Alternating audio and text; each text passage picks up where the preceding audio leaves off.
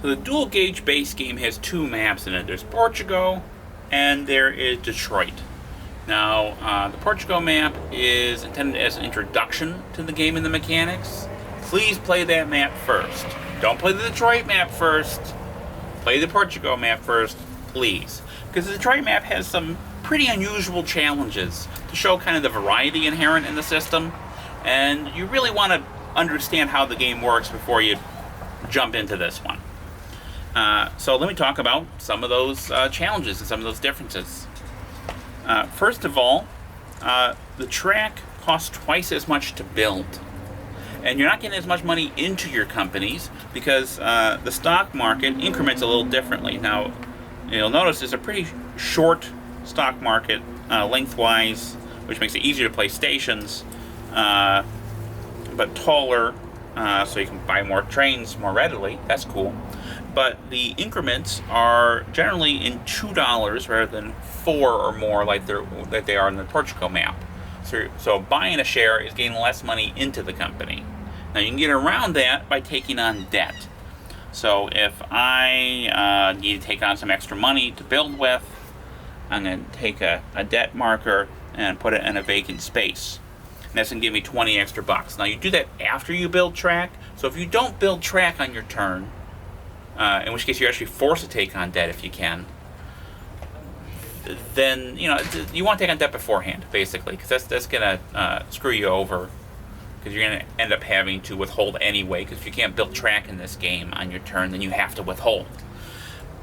Now, the thing about the debt, though, is that it's taking up a space, so when you pay out, instead of paying out, for 5 vacant spaces or 4, here you're paying out 3 spaces. When you withhold, though, you're still counting those as being empty, so you're still taking 5 drops if you withhold. So that's not great. Additionally, at the end of the game, however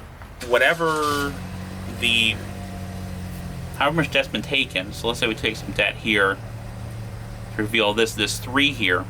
At the end of the game, then every debt marker company has is going to decrease its value by 3 spaces.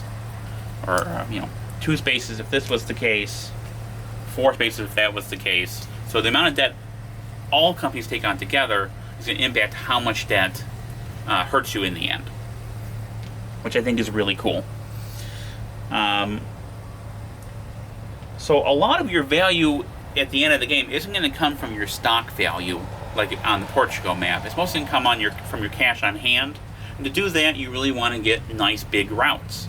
Now that's challenging because the track costs so much. You are either paying a lot for that track, or you're using the narrow gauge track, which is cheaper. Of course, if you're using the narrow gauge track, that train's only running to 1 new stop instead of 2. So this also encourages you to place stations, because then you can kind of find revenue centers and run multiple routes. It also encourages you to build towards the west, because everyone kind of starts over here in the east, and then for some reason all these people in the cool part of Michigan, like around the Detroit area, want to go to the west, which is the least cool part of Michigan. I don't get it, but maybe it's because Chicago is over here, and you want to get to Chicago because a route that you run that ends in Chicago is doubled. So if the red company somehow could run a route from Detroit to Chicago, say it's 10,